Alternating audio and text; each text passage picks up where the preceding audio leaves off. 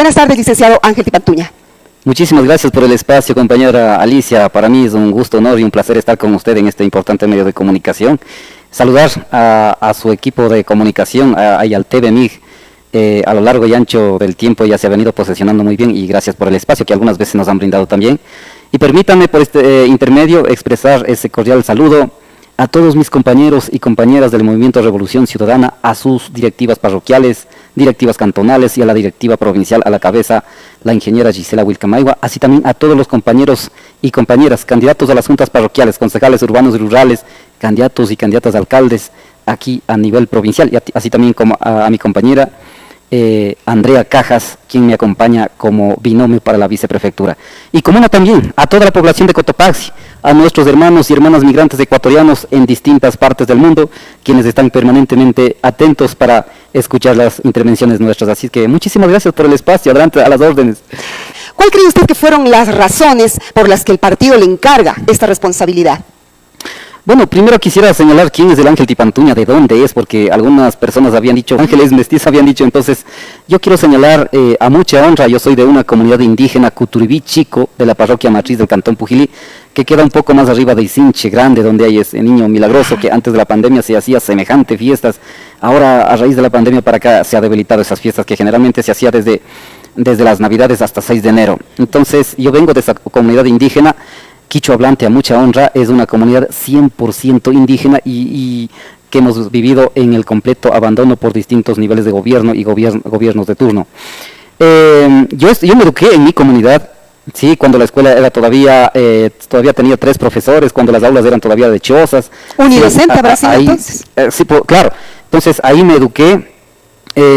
Yo fui grupo de los abanderados, mi familia, mis hermanos todos han sido abanderados, desde luego. Posterior a mi terminación de la escuela, cuando tenía 11 años, uno se dedicó a pastoreo de animales, porque mis padres son pequeños agricultores y los que tienen pequeños animales de agrícola y pecuaria. Entonces, en ese marco, hasta los 16 años he pasado pastoreando, digamos, ganados bravos, borreguitos, yamingos, cerdos, etcétera, etcétera, y así también cultivando la tierra, porque usted sabe que en esos tiempos nuestros padres bravísimos, si no puedes marcar rápido un quintal, juete ahí mismo, entonces uno ha sufrido de esa manera y en esos páramos de tan frío en realidad. Yo vengo de extrema pobreza, de una familia de extrema pobreza, porque mi padre fue años dirigente, líder, quien luchó en contra de las haciendas para fundar la comunidad Cuturibí Chico, igual se llama Ángel Tipantuña, Payo se llama mi papá. Entonces, en esa medida, mientras un padre de familia es un líder, es un dirigente, deja de hacer cosas o actividades para la familia, y en ese marco... Con plata de personas son las dirigencias, sí, ¿no? lamentablemente. Entonces, en ese marco, mi madre es la que ha luchado por nuestros 2 hermanos. Uno falleció, somos 11 hermanos vivos, digamos. ¿Y usted en qué puesto de los hermanos Yo soy está? el octavo hijo. Yo soy el octavo hijo. Entonces, en ese marco... fuimos obligados, digamos, ya cuando uno es ya adolescente, joven, fuimos obligados a migrar. A más de ser pequeño agricultor, a más de trabajar en la pequeña agricultura y pecuaria, yo soy un albañil profesional a mucha honra. Empezó con esa profesión, con ese oficio. Con ese oficio nos íbamos a trabajar en Cuenca, en Guayaquil, en Quito, etcétera, y con ese oficio, pequeño trabajo agrícola pecuaria, con pequeño trabajo en la migración, y así he tenido que esforzar a estudiar, porque no teníamos oportunidad. Mis padres no pudieron educar por el número de hijos que tenía, por condición económica que no los podían educar a nadie. De los 11 hermanos, yo soy el único profesional. A lo largo de 45 años que estuvo la institución educativa en mi comunidad, yo fui el primer profesional. El primero, porque yo empecé a estudiar fin de semana, desde luego, a mucha honra. Yo fui a estudiar los fines de semana en Colegio Jatari Unancha, sí, de ahí provengo, a mucha honra. Al inicio, cuando me venía de trabajo, o los fines de semana que estaba por acá mismo, cuando iba a estudiar, mucha gente en ese tiempo decía, ¿para qué van al estudio? Ahora ni los abogados, ingenieros, ni arquitectos tienen trabajo, decían. Es que mi objetivo no solamente era porque quería tener un trabajo, sino, como yo había dicho alguna vez, yo quiero prepararme para dar servicio a mi comunidad, para dar el desarrollo a mi comunidad, a mi población. Y después nos dimos cuenta que no se trataba solamente del problema de una comunidad o de una familia, se trataba de problema nacional, se trataba de un sistema que hay que cambiar. Entonces tuvimos la posibilidad de conocer. Entonces, a veces uno se inspira en alguna persona y dice, yo quiero ser como tal persona. ¿Hubo tal inspiración? Por supuesto. ¿Quién es esa persona? En este caso de Mama Dolores Cacuango, por ejemplo. Ya. nos inspirábamos en eso, de Fernando de Aquilema, etcétera, etcétera, de cosas. ¿Y cómo Pero se ¿cómo llama? llegó a conocer estos personajes usted cómo en su se llama? adolescencia? Lo de Simón Bolívar. Yo escuchaba incluso los problemas en esos tiempos, solamente se escuchaba Radio Latacunga, a las comunidades se escuchaba los problemas que pasaban en el Perú, tema de senderos luminosos, en Colombia lo de Pablo Escobar, entonces se analizaba por qué esos problemas, por qué se dan, era un problema social, era por un problema de desigualdad, sí.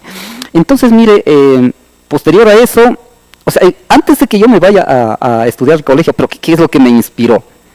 Yo era desde muy joven, ayudaba en las asambleas para redactar el acta, a ser secretario, en las misas, catequistas, cantando altavoz, organizando con grupo de jóvenes, el tema de fútbol. Nosotros fundamos el primer club llamado Inti Pacari en Quichua, sí, nosotros fundamos eso. ¿En qué año estamos hablando? Más o menos? Eso era en el año 95, 96. El auge del aparecimiento de la fuerza indígena, ¿no? Exacto, entonces eso era.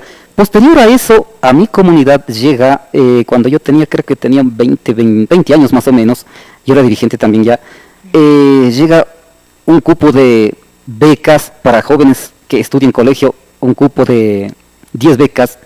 Yo decía, si yo soy medio vivito, decía, de los 10 voy a ganar una beca. ¿Y qué ofrecían las becas? La beca era que era pagado para que estudie colegio. ¿Del sistema educativo? Del sistema educativo, ese era. Lo que pasa es que también a veces hay el egoísmo o a veces ya están dirigidos esas becas políticamente. Ahora entiendo, después entendí que políticamente ya estaba dirigido a quienes debían fortalecer y a quienes tenían que poner a un lado, porque uno con lo que iba desarrollando los conocimientos también cuestionaba algo que estaba mal. Usted sabe que los cacicazgos que habían en las comunidades también, entonces uno había combatido toda esa cuestión. Entonces de 10 becas sucede que no me dan a mí. A mí no me alcanzó la beca. ¿Qué condiciones había? ¿Que ser buen estudiante o qué? Nada, no, nada. solo no sé por elegir qué, no entendí por qué. Ya. ¿Y qué hizo una beca a entonces? otros y yo me sentí tan mal me sentí, como que me sentí derrotado esa vez, porque así consideré yo, porque es que si yo soy el que colaboro, pero lamentablemente de cupo de 10 y a mí no me la dan. Y ya los estudiantes ya estuvieron estudiando ya un año y esos jóvenes de un baile, puta, que viva, estudiantes del colegio, puta, se bailan, se gritan. Yo sentado a un lado viendo así desde lejos digo, oh Dios mío, ¿cómo es posible yo sin estudiar y ellos estudiando? Esa noche juré, voy a estudiar por mi propia cuenta.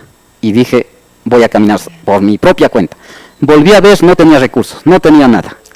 Pero, sin embargo, me juré esta noche, voy a empezar a estudiar y voy a culminar el estudio. Quienes vivíamos en el campo teníamos que migrar en busca del colegio urbano. ¿Cómo fue que hizo usted entonces? Por eso es que aquí en La Tacunga veníamos. Sí, y a veces nos quedábamos hasta las 11, 12 de la noche por tema de computación. A veces teníamos que igualar o queríamos adelantar.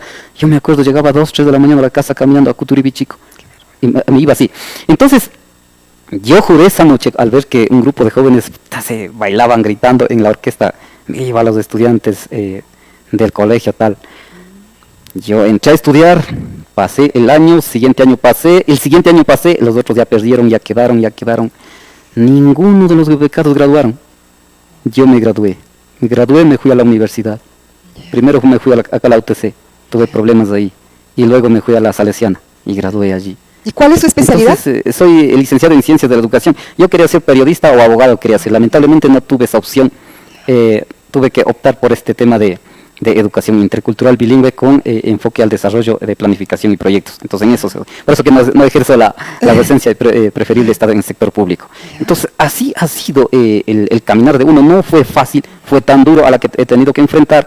Y repito, por eso que yo llegué a ser el primer profesional en mi comunidad. Ahora, pero yo me gradué en 2013 nomás todavía. Allí nomás me gradué. Y posterior a eso, ahora creo que ya hay como 5 profesionales ya. Posterior de mi persona ya comenzaron a estudiar y ahora ya creo que hay como 5 profesionales en mi comunidad y a mí me alegra en realidad. Por supuesto. Entonces, mire, siendo así, yo fui dirigente de mi comunidad, dirigente del Seguro Social Campesino. No se alejó por motivo de estudios, nada. Por supuesto que no, supuesto que no. Y asimismo era socio de agua, por eso yo soy socio de proyecto de riego desde el año de 1998 en mi comunidad. Hasta ahora no regamos en mis terrenos, Dios mío. Triste realidad. Ya, esa es la realidad. Entonces, posterior a eso, soy dirigente a nivel provincial, llegué a ser coordinador de la Federación de Afiliados al Seguro Social Campesino luego fue presidente de la Federación de Afiliados del Seguro Social Campesino aquí en Cotopaxi en 2 periodos, fue vicepresidente a nivel nacional, fui coordinador nacional de la Confederación Nacional de Afiliados del Seguro Social Campesino, a mucha honra. Y esta organización de carácter nacional, según mi opinión, según lo que yo conozco, es una organización más diversa, que incluye a los hermanos afroecuatorianos, a los montubios, a los pueblos y nacionalidades, a los campesinos de todo el país. Esta organización, a través de los dispensarios médicos del Seguro Social Campesino, aquí en Cotopaxi 39, por ejemplo. Entonces, es una organización más diversa que, digamos, que en los años 90, 2000, 2005, era una organización que también tenía convocatoria para las movilizaciones, principalmente en defensa del IES, principalmente en defensa del IES y del Seguro Social Campesino. Entonces, ahí me formé como dirigente en organización social, y como esta organización no puede ser aislado, así como la CONAIE tiene articulación con otras organizaciones de carácter internacional, esta organización a su vez está articulada a nivel internacional con una organización que se llama la Coordinadora Latinoamericana de Organizaciones del Campo, CLOC Vía Campesina Internacional, así se llama. Entonces estamos articulados a nivel internacional, que son una organización dirigida por gente progresistas, militante de izquierda, como nosotros llamamos. Por ejemplo, a nivel, en Brasil se articula con la gente de PT, por ejemplo. Ya. Entonces, desde ese espacio he tenido la oportunidad también de estar en varios países del mundo, ir a presentar alguna ponencia, como en este caso de pueblos y nacionalidades, de pequeños productores de agrícola y pecuaria, de vida de los pueblos indígenas en realidad en situ, cómo se vive. El tema invitados por otras organizaciones. Sí, exacto. Entonces, el tema de justicia indígena desde nuestro punto de vista, etcétera, etcétera. Entonces, eso ha permitido a uno conocer la realidad local, digamos, como Cotopaxi, la realidad del país, sus causas, pero también la realidad en el mundo. ¿Cuáles son las causas? ¿Por qué tanta desigualdad? ¿Por qué mientras un grupo cada vez se hace más acumula la riqueza? ¿Y por qué la gran mayoría de la población en el mundo sufre tanto hambre y miseria? Entonces, a eso a uno genera conciencia política, te da identidad política, y a la cual llegamos a tener una ideología política. Y yo tengo una identidad política y una ideología política que encamina que algún día tendremos en el país la justicia social y de igualdad, para lo cual luchamos por un gobierno, como nosotros llamamos, progresista de izquierda, así como con errores podría haber sido que Rafael Correa ya lo demostró algo en ese caminar. ¿Y otros países que ya lo tienen? Que ya ¿O tenemos, ninguna realidad es como esperamos, no? Claro, por ejemplo, en ese caminar hay otros países que tiene como en Bolivia con Evo Morales y ahora el otro gobierno, en Perú con Pedro Castillo, que acaban de destituir la ultraderecha, en Venezuela con el Chávez y ahora en Maduro, el chavismo, con dificultades que están ahí. Esa es la línea por la que usted desearía claro, que nuestro país caminara. Son errores, ¿no? Yo considero que debe ser mucho mejor que eso. Tenemos que ser mucho mejor. Podemos recoger elementos importantes de esas experiencias, sí, pero tenemos que plantear cosas mucho mejores. Si estos procesos tuvieron errores, nosotros tenemos que plantear que los errores sean mínimos en los próximos gobiernos para llevar hay quienes pensamos también que lo que vive otro país es su realidad y que Ecuador tiene su propia realidad. No podemos copiar exactamente, si no son experiencias importantes, que se debe coger esos elementos para poder encaminar en base a la realidad en la que vive, en este caso el Ecuador. Pero el Ecuador no puede estar aislado de la realidad del mundo, sino que en base a una realidad que se vive, tenemos que proyectar para que desde aquí también puedan coger experiencias. Entonces, en ese marco, permítame, por allá por 2008, yo ya era bachiller. Y para poder, sí, ¿y el 2008? En 2008 yo ya era bachiller, y para poder continuar los estudios, por supuesto que ya tenías que haber trabajado en algún lado, además de la pequeña producción agrícola, además de la migración, etcétera. Entonces tenías que ver algún empleo. Entonces ahí entro por primera vez al sector público. Gracias al gobierno de Rafael Correa yo entré a trabajar en la Cancillería. Yo trabajé en la emisión de visas y pasaportes, porque con ese trabajo podía solventar a la familia, podía también pagar mis estudios. Eso es lo que hice. Entonces, en la Cancillería ecuatoriana, que fue mi primera experiencia en la área administrativa, empezando desde asistente, yo era asistente de un subsecretario y luego trabajé en la emisión de visas y pasaportes. Pasaportes en ese tiempo, por cada usuario teníamos máximo de 7 minutos por usuario, y con toda la impresión, máximo media hora cada usuario teníamos que entregar pasaportes. Ahora, 4 o 6 meses ni siquiera se tiene pasaporte, ni pasaporte ni las cédulas. Así trabajamos, y si es que pasábamos de 7 minutos ya te marcaba el tiempo en el sistema, ya teníamos llamado la atención. Entonces teníamos que hacer lo más rápido posible, y la atención de calidad, porque algún usuario venía peleado en la casa, peleado con la mujer, o la mujer peleado con el marido, venía de forma grosera. Entonces uno tenía las estrategias para hacer que se calme, atender de buena manera y para que vayan contentos. Así éramos los servidores públicos. ¿Pero era su actitud personal como Ángel Tipantuña o era un marco que establecía la institución. Estaba establecido una norma jurídica desde el Ministerio de Relaciones Laborales, que era en ese momento. Después otra vez se hizo Ministerio de Trabajo. Desde allí estaba normado así. Pero claro, no es que todos tenían esa actitud, desde luego. No falta alguien que nos pueda hacer quedar mal, porque también puedo decir todo era lujo. ¿Cuántos años estuvo en la Cancillería? 1 año y medio. ¿Y luego? ¿Qué pasó? Y posterior a eso, yo vine a trabajar ya acá en La Tacunga, en la Secretaría Nacional de Gestión de la Política, que se llamaba. Yo soy el que implementé aquí en Cotopaxi el sistema de mesa de diálogo, que se llamaba, desde la institución, articulado con organizaciones sociales. Posterior a eso, voy al Ministerio de Educación, de director de Distrito de Educación Pujilí-Saquicili, un corto tiempo, justo en el tiempo cuando se estructuraba distritos. Y mientras tanto iba estudiando la educación superior. Posterior a eso, vengo a trabajar en el IES en calidad de coordinador del Seguro Social Campesino dentro del IES Cotopaxi. Allí, con la gestión de uno, con los recursos que había en el IES y en el Ecuador, con el gobierno de Rafael Correa, entregábamos a los dispensarios del Seguro Campesino aquí en Cotopaxi medicinas, insumos médicos, llevábamos en camiones. Y ahora no hay ni siquiera paracetamol. Ese es el nivel de destrucción que hemos llegado. Entonces, posterior a eso, yo soy jefe político en Pujilí. ¿Usted es todavía? O sea, fui jefe político, perdón. Y luego yo fui el primer secretario técnico del Consejo Nacional para la Igualdad de Pueblos y Nacionalidades con rango de viceministro, la que fusionó al CODEMPE, CODAI y CODEMOC. Es decir, ese ha sido la experiencia profesional en el sector público, por lo que decimos que el Ángel Tipantuña tiene experiencia en organización social, en servicio público, es decir, una persona con experiencia para asumir el cargo de la prefectura y otros espacios que sean necesarios aquí en este país. Diálogo Democrático continúa sus 30 últimos minutos conversando, conociendo la propuesta del licenciado Ángel Tipantuña, quien por la lista número 5 de Revolución Ciudadana aspira a llegar a la prefectura de Cotopaxi. Habíamos estado inquietándonos por conocer entonces con toda esta trayectoria de vida, viniendo de una comunidad fría, lejana, pero muy hermosa. No sé si alguien ha ido de Isinche hacia los páramos, allí está Cuturibi Chico. Usted se abriga bien y observa un panorama grande, extenso de nuestro cantón Pujilí y de muchos otros sectores aledaños. Cuturibi es una comunidad muy bonita y muy organizada, además, y de allí viene nuestro candidato. Y por eso nuestra inquietud era, ¿por qué razón este movimiento Revolución Ciudadana ha confiado en usted, Ángel Tipantuña? Ya nos da las razones, pero ¿qué más había que cumplir para ser candidato por esta organización política?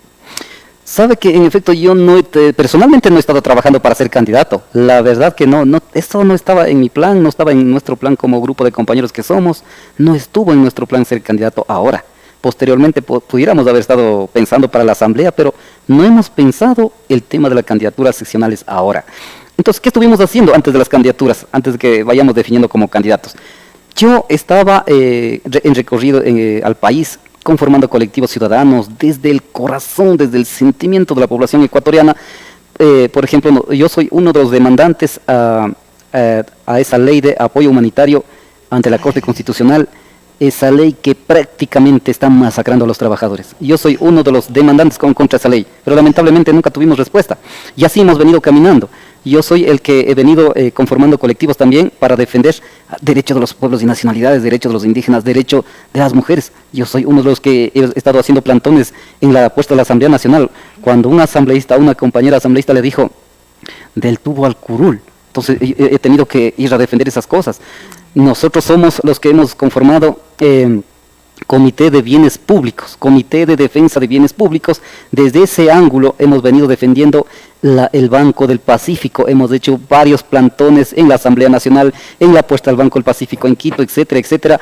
Hemos pedido, el diciembre del año anterior, pedimos a la presidenta de la Asamblea Nacional, Guadalupe Llore, de ese entonces, que nos reciba en la Asamblea Nacional, por favor, por escrito pedimos. Fue noticia nacional. Y para que convoque a los asambleístas a un pleno, que convoque también al representante legal del Banco del Pacífico, de la Corporación Financiera Nacional, y en ese marco, en el pleno, para presentar nuestros argumentos de por qué nos oponemos a esa supuesta venta del Banco del Pacífico, que para nosotros, para nuestro análisis y nuestra información, según la información del Sistema Financiero Nacional, este gobierno de Guillermo Lasso pretendía asaltar de frente a los ecuatorianos por alrededor de 6.100 millones de dólares a través de sus testaferros, a través de sus empresas de paraísos fiscales en Panamá, por ejemplo. Entonces, cayó la venta al Banco Pacífico Sí, recién, no pero sé. claro, eso no significa que está ya ahí asegurado, cualquier momento van a reactivar. Y por otro lado, como yo le decía hace rato, con todo este trayectoria política, a uno genera conciencia, identidad política, conciencia política. Entonces, desde ese punto de vista, nosotros habíamos hecho todo un análisis de primer año del gobierno, hacer una evaluación, partiendo desde la presentación de su plan de trabajo en el Consejo Nacional Electoral, el binomio de Guillermo Lasso, y con el resultado que ya pasó un año, según nuestro análisis, es que nada había cumplido. Y en ese marco, yo soy el primer peticionario de la revocatoria de mandato a Guillermo Lasso, y en ese marco habíamos venido haciendo plantones, habíamos movilizado en la medida de nuestras posibilidades. ¿Con qué colectivo? ¿Cuál era su colectivo? Alianza de los Pueblos del Ecuador, y con los colectivos que lidera el doctor Pedro Granja, por ejemplo, y así otros colectivos a nivel nacional. Entonces, lamentablemente, el Consejo Nacional Electoral negó la entrega de los formularios y eso pasó al Tribunal Contencioso Electoral y ahí se encuentra trámite dormido en este momento. Mientras estaba en eso, nos llaman de la directiva de la Revolución Ciudadana indicando que posiblemente va a ser analizado mi nombre como posible precandidato para la prefectura aquí en Cotopaxi. Y yo debo señalar que yo no he sido dirigente de movimientos, partidos políticos, yo más bien he accionado desde los colectivos ciudadanos, desde las organizaciones sociales, desde allí. Entonces, cuando me llaman a decir que posiblemente va a ser analizado a nombre del Ángel Tipantuña como posible precandidato a la prefectura, yo había dicho muchas gracias. Cualquier cosa nos avisan, pues. ¿Eso qué significaba? Que nosotros, el Ángel Tipantuña había dejado en las manos sabias de la directiva provincial y también de la directiva nacional, que hagan el análisis libre, limpiamente. Si ellos consideran que el Ángel Tipantuña puede asumir, así será. Pero si ellos consideran que el Ángel Tipantuña no está en capacidad para asumir este reto, pues igual yo debía haber apoyado a cualquier otro compañero o compañera candidata quien podría haber sido definido. Y en ese marco, esto vale señalar, en ese marco, yo no me he ido a conversar de forma paralela con ninguno de los compañeras dirigentes, tanto a nivel provincial ni a nivel nacional, para decir, mira, apóyame, cuando llego yo te voy a dar un cargo. No me he ido a tomar trago con nadie, no me he ido a pasar debajo de la mesa con nadie. Es decir, como alguien ¿Por qué lo dice? Así se han hecho algunas candidaturas, así ¿usted se sabe? escucha, así se escucha. Entonces, y por eso que hay pugnas, por eso que hay broncas. Pero entonces en el Buró Nacional a usted ya lo conocían para haberlo nominado. Por supuesto que nos conocía, por todas las acciones que venía haciendo, por supuesto que lo conocían. Y en ese marco, como alguien decía, Ángel, acabas de ganar limpiamente la candidatura. ¿Ustedes hicieron primarias? Por supuesto. ¿Abiertas, cerradas? Nosotros hicimos las elecciones primarias cerradas, sí, ya. se llevó todo el proceso, entonces la candidatura de uno había sido por consenso, en este caso la prefectura. Y en ese marco, posterior a la Convención Nacional, comunican oficialmente que yo soy el candidato. Entonces, primero que sorprendí, digo, ¿sí dónde? Acá, ¿y qué hice? Y después convocamos a nuestro equipo, grupo de compañeros, y este comunicado, ¿y qué hacemos? Entonces hicimos un análisis rápido, dijimos, claro, por supuesto que nosotros tenemos una trayectoria intachable, somos profesionales, somos capaces, somos gente nueva. Dijimos, vamos a aceptar, y hemos aceptado. Y en ese marco, una vez aceptado la candidatura y ya para inscribir en el Consejo Electoral, de acuerdo al reglamento, nos tocó hacer el plan de trabajo. Claro. El plan de trabajo, nosotros consideramos que nuestro fue elaborado con la mayor participación de la ciudadanía, porque hemos hecho reuniones de carácter parroquial, cantonales, con los candidatos, con algunas organizaciones sociales que ni siquiera están vinculadas al movimiento, con los pequeños productores, en este caso los pequeños emprendimientos, pequeñas empresas, etcétera, etcétera. Entonces, yo considero que en nuestro plan de trabajo fue construida con la más amplia participación. Además de eso, hicimos un trabajo en redes, algo como Andrés Arauz en su debido momento planteó Wikiplan, por ejemplo. Entonces, allí nosotros hemos presentado el Consejo Electoral y el Consejo Electoral no nos ha hecho una observación. Sí. Fue rápida su candidatura en firme, ¿no? Porque si es que hubiera habido errores, que estaban mal hechos, posiblemente nos hubieran hecho observación, nos hubiera devuelto para que hagamos correcciones posibles. Cumplió los requisitos que establece el Código de la Democracia. Exacto. Entonces nosotros estamos planteando para la prefectura de Cotopaxi 5 grandes ejes temáticos para transformar la provincia. Primero es el tema de riego aquí en la provincia de Cotopaxi. Si bien es cierto, en más de 22 años de la administración de Pachacuti, aquí en Cotopaxi, algo se ha hecho, pero no es suficiente. Claro, porque usted dice que fue jovencito dirigente del agua, pero que hasta ahora es un sueño el riego. O sea, ¿en qué se estancan estas gestiones? Falta de asignación de recursos. Principalmente la falta de asignación de recursos, y otro es el tema de elaboración de estudios y proyectos. Allá nos vamos. Entonces, mire, yo soy más de 22 años usuario de riego en mi comunidad, en la Junta de Riego de Páramos, Cuturibichico, así se llama. Entonces, después de 22 y más años de minga, de trabajo, apenas casi el 10%, tal vez será el 10% que está regando ya en este momento. Y en los páramos hay agua, hay mucha agua, exacto, todavía gracias a Dios. Entonces, Y en ese marco, nuestro primer eje prioritario será el tema de riego, priorizando donde han quedado a medias, donde han quedado completamente abandonados, donde ni siquiera se la ha llegado todavía.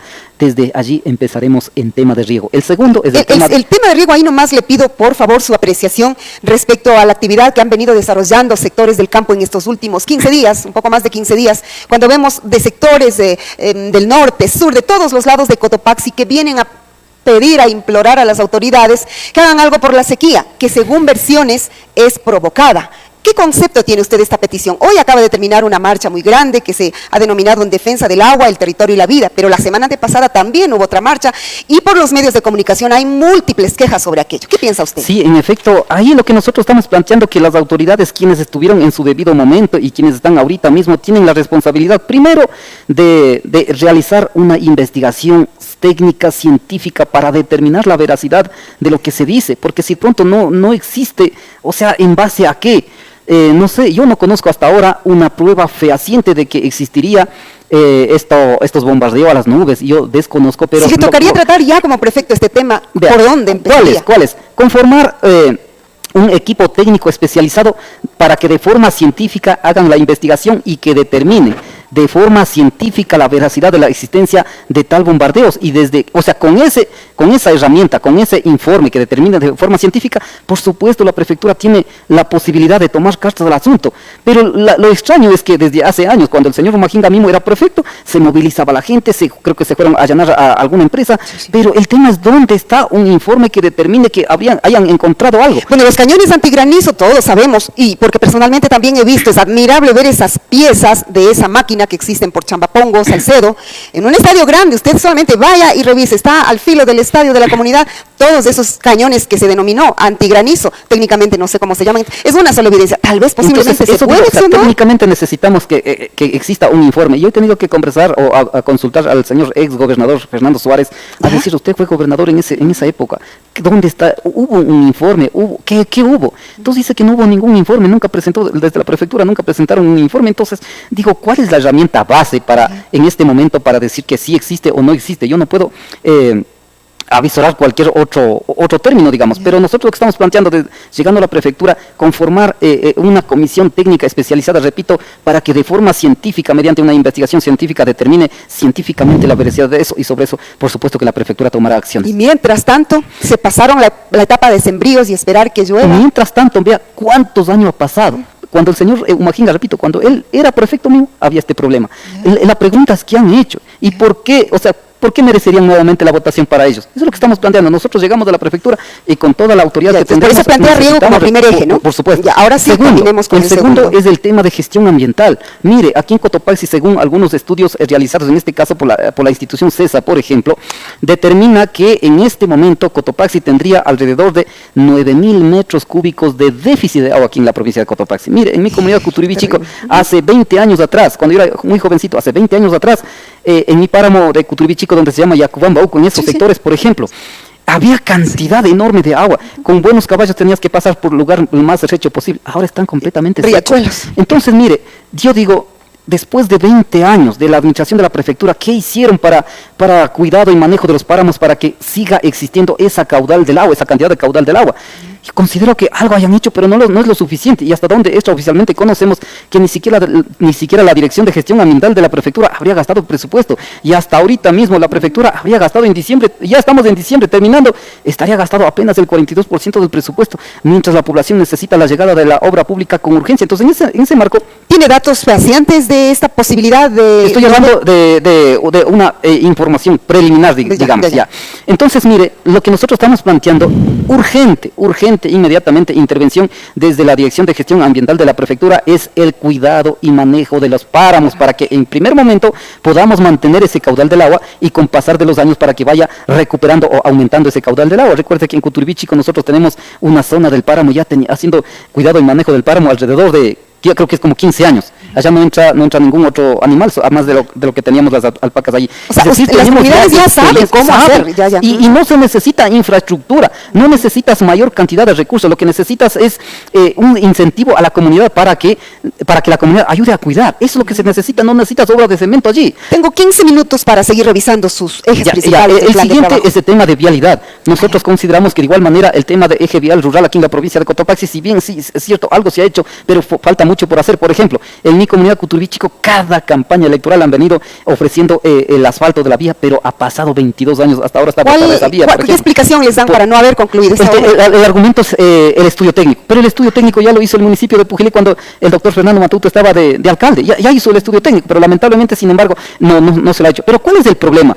Aquí permítame, entonces, el otro eje es el tema de red vial rural. Entonces, cuando tengamos agua, manejo de los páramos, cuando tengamos vialidad, ya automáticamente fortalecerá el tema de fomento productivo. Aquí en la provincia de Cotopaxi, los pequeños emprendedores, los pequeños empresarios, quienes hacen la pequeña producción aquí en Cotopaxi, no tienen apoyo de la prefectura, y cuando la prefectura tiene la facultad de inyectar recursos, y nosotros vamos a inyectar recursos en los pequeños emprendedores, en pequeños emprendimientos, a los pequeños agricultores y pecuarios aquí en la provincia de Cotopaxi para que mejoren su capacidad productiva. Y entonces, en ese marco, mire, ¿qué es lo que estamos planteando principalmente para este tema de fomento productivo y todo? El tema de proyectos, porque han justificado porque ya constando en el presupuesto no ejecutan la obra, es por tema de estudios y proyectos. Nosotros frente a eso, ¿qué es lo que decimos?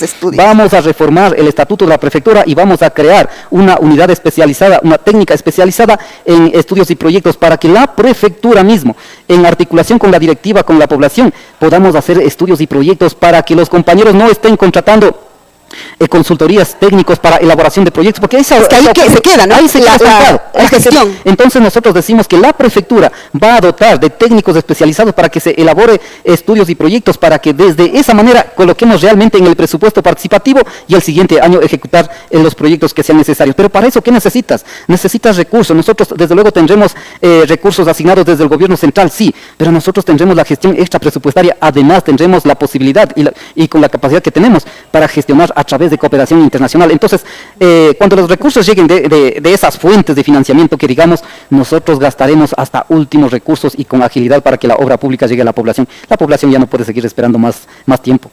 Tengo solo un par de inquietudes.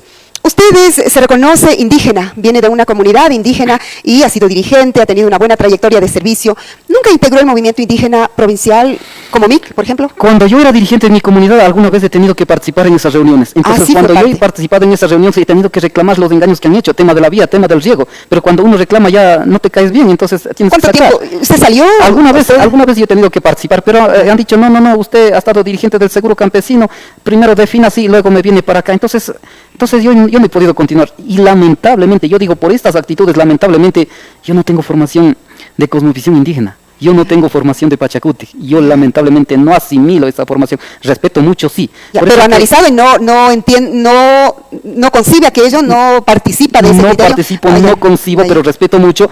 Yo considero que tengo una ideología mucho más allá, yo concibo el tema del socialismo y no concibo el tema de Estado plurinacional, porque según mi punto de vista en el Estado plurinacional no está claro el tema de cómo resolver el tema económico, no está bien claro, pero en el tema del un Estado socialista te define clarito cómo tienes que resolver el tema económico y tema de la igualdad en el país en este caso. Entonces, desde ese punto de vista yo respeto mucho, sí, pero por estas cosas que no nos han permitido, no he tenido la oportunidad de formar en Pachacuti. Lamentablemente, yo digo lamentablemente, no tengo esa formación, pero yo soy un indígena, yo soy un machi, yo soy un huauqui, sí, yo soy hijo de mis padres que son indígenas de la extrema pobreza, sí, yo soy hijo de un auténtico maltratado que ha sido en las haciendas. Desde ese punto de vista digo, al Ángel Tipantuña se ha desarrollado los conocimientos, se ha desarrollado capacidades, y por eso que en un medio estuvimos diciendo como que el Ángel Tipantuña es un indígena, sí, pero en versión mejorada. Mejorada y aumentada.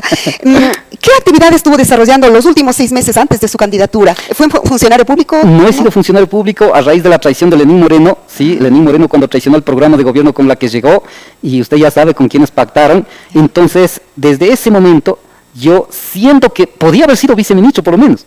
Yo no he aceptado, he tenido que retirar. Mire, yo fui a trabajar en una empresa privada, particularmente. Sí, yo soy así, y he estado trabajando en la pequeña agricultura pecuaria, también con mis hermanos me he ido a trabajar de albañil, así he estado, pero últimos 6 meses más he estado en tema de revocatorio de mandato. Y ahí me surge la inquietud, si uno está en grupos sociales, esa es una tarea muy ardua y también como que en voluntariado. ¿Cómo sobrevive su familia? ¿Cómo lo hace usted? Ese es el tema grave, vea. Es un tema bastante grave cuando tienes un compromiso con la provincia, tienes un compromiso con la patria, con la población.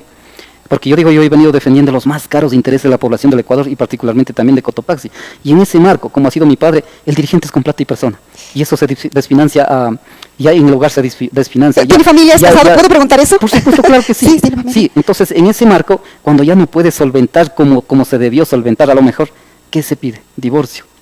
Yo soy divorciado, me pidieron divorcio, ya pues tuve que aceptar. Son los gajes del oficio de político. Sí, así es. Y en ese marco, permítame, entonces yo estoy planteando y digo a la población de Cotopaxi, ese es el Ángel Tipantuña.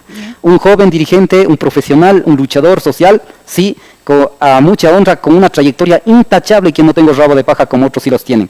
Y en ese marco, a pensar muy bien aquí en la provincia de Cotopaxi, porque nosotros venimos conformando un grupo de técnicos profesionales, jóvenes, hombres y mujeres, acompañado por los líderes históricos aquí en la provincia de Cotopaxi y en el país, que tenemos una propuesta para transformar la provincia de Cotopaxi, con todos los compañeros candidatos a las juntas parroquiales, concejales urbanas y rurales, candidatos a las alcaldías, de forma articulada decimos, llamamos a la población, vamos juntos para rescatar la prefectura de Cotopaxi, que ha estado en manos de un grupo de vivos durante más de 20 años y la población abandonada. Nosotros planteamos la prefectura para todos y todas, la prefectura debe servir para dar servicio para todos. En esta oportunidad van a estar terciando en las elecciones muchos hermanos suyos indígenas, creo que son 5 candidatos indígenas. ¿El voto indígena se dividirá? ¿No le teme a eso? ¿Qué estrategia tiene? Importante, mire, algunos han dicho, mientras 5 indígenas están terciando, entonces un mestizo ganaría. Y desde un punto de vista podría ser lógico, pero siempre y cuando sea un candidato bueno, un candidato mestizo bueno, con todo el debido respeto. ¿Pero de dónde viene el candidato mestizo? Gente de creo, los que están destruyendo al país, los que tienen vínculos, pactos con este gobierno. Entonces, ¿por dónde? No hay por dónde. Entonces, aquí en la provincia de Cotopaxi está bien claro, además señalar que la candidatura del Ángel Tipantuña es un candidato nuevo, con esta trayectoria que acabo de decir. Además, no somos cualquier candidato, no estamos en cualquier lista. La candidatura del Ángel Tipantuña, Andrea Cajas para la prefectura, estamos en la lista 5 de la Revolución Ciudadana, que es la primera fuerza política electoral, liderado por Rafael Correa, quien tendría por encima del 56% de apoyo popular, según una encuesta internacional que hace par de meses hizo público. Además, todos los días, tanto daño que hace al Ecuador este gobierno, todos los días es punto a nuestro favor, por donde quiera que vayamos. La población de Cotopaxi, la población de país, ¿qué es lo que dice? Dios mío, con Correa nos tuvimos así. Nosotros no somos políticos, han dicho algunos. Nosotros no somos correístas, han dicho algunos. Pero no hay factores que desgastaron el poder de la Revolución Ciudadana. Esta vez han dicho, sin ser políticos, sin ser correístas, vamos a apoyar con carritos, vamos a apoyar en su recorrido. Eso es lo que nos han dicho. ¿Cuál desgaste? No hay nada que afecte a su... Mire, ¿qué es lo que pasó en Bolivia? Después del golpe de Estado, en Bolivia retornaron a la presidencia. Mire, el grupo de Evo Morales, pero sigue el descontento porque hay grandes manifestaciones en contra del gobierno actual. Por supuesto que también. El tema es, aquí en el Ecuador, hay la gente que ya tienen en la mente, con Correa estuvimos mejor. En los estudiantes universitarios no lo dicen. Pero ya ahora con este gobierno que dijo que va a hacer ingresar libremente a las universidades. Ya está decretado el libre ingreso. Pero no ingresa nadie. En el gobierno de Rafael Correa, mire, habría ingresado alrededor del 56% de bachilleres, habría ingresado a las universidades. Ahora estaría ingresando 1 por cada 3.000. Imagínense, entonces no hay espacio. Es que no es cuestión solamente de... Pero también puede ser los rezagos de quienes no tuvieron cupo en las universidades con la creación del examen. Miren, habían dicho que la ley hecha por Correa está mal, pero una ley orgánica, una ley de esos, tienen 2 años de vigencia, que después de 2 años tienen para reformar. Y el Moreno tuvo mayoría con Pachacuti. Este gobierno tiene mayoría en la Asamblea. ¿Y por qué no lo reformaron? O sea, la mayoría ahorita está en UNES. El grupo mayoritario. El grupo mayoritario, que tiene la bancada del poder. Pero quienes conforman la mayoría son el gobierno y sus aliados. Entonces, en ese marco, cualquier cosa que se dice en este país solamente ha sido con el afán de perseguir, con el afán de querer dañar a la imagen del correísmo, como se lo llama, pero por cualquier cosa. No todos, pero varios medios de comunicación que le tachan de todo a Rafael Correa, pero la población ecuatoriana sabe que cualquier cosa que diga contra Correa es apoyo a Correa. Felizmente, entonces en ese marco, el escenario, el ambiente político es bastante favorable para nosotros y en ese marco yo tengo la seguridad que vamos a ganar la prefectura y las alcaldías aquí en la provincia de Cotopaxi. Ya está por finalizar la fecha tope en que se pueden publicar encuestas. ¿Ha revisado las encuestas provinciales? ¿Qué dicen de su candidatura? Ya no se podrá publicar porque empezamos el 3 de enero ya la campaña política. ¿Ha revisado las encuestas? Según conocemos, estaríamos en el primer pelotón de 3. Pero se cree en las encuestas, hay mucha controversia. Yo no lo sobre creo aquello. necesariamente, pero ya. sería un argumento base, Ya. digamos. No se puede creer porque depende de quién hace la encuesta. Ya. Depende de quién. Nosotros no hemos gastado la plata para hacer la encuesta, claro. O sea, alguna encuestadora me llamó para decir que queremos hacer una encuesta. Sí, porque su nombre está en el primer pelotón de 3. Queremos ayudarte haciendo una encuesta. Digo, qué chévere, ya, listo, gracias. Pero que cuesta tanto para poner en primer lugar. No, nosotros no podemos estar haciendo eso. Pues. Ya. ¿Cuál es entonces finalmente la estrategia con la que va a asumir su campaña que empieza el 3 de enero? Nosotros decimos, aquí en Cotopaxi somos la segunda fuerza política electoral y los otros, los que eran primera fuerza política electoral, imagínense ahora cómo están divididos, están destrozados, su propia candidatura no tiene buena simpatía en su propia organización política, por ejemplo, y en ese marco, nosotros teniendo alrededor de 20% de voto duro del correísmo aquí en Cotopaxi, sin embargo nosotros estamos planteando una estrategia como que no tendríamos ni un voto. Sí, primero, como que el Ángel Tipantuña estuviera re mal. Desde ahí vamos a partir en la campaña electoral, además comunicarle a la población de Cotopaxi, mientras otros están entregando comidas, están entregando bloques, cementos, varillas, cójanlo. Pero esa gente que están entregando así, te van a tener otros 20 años en el abandono. Por tanto, el Ángel Tipantuña, que tiene conciencia política, que es el único candidato que tiene futuro político, digo, no voy a comprar votos ni con un caramelo. Yo necesito voto consciente porque nosotros vamos a rescatar la prefectura para que la prefectura sea de servicio para toda la población de Cotopaxi y no como ahora que sirva para un grupo de vivos. Estamos agradeciendo haber tenido esta conversación muy amplia con el licenciado Ángel Tipantuña, quien aspira a la prefectura de Cotopaxi. Muchísimas gracias por habernos acompañado, Ángel Tipantuña. De igual manera, un fuerte abrazo para ustedes. Muchísimas gracias. Muchas gracias.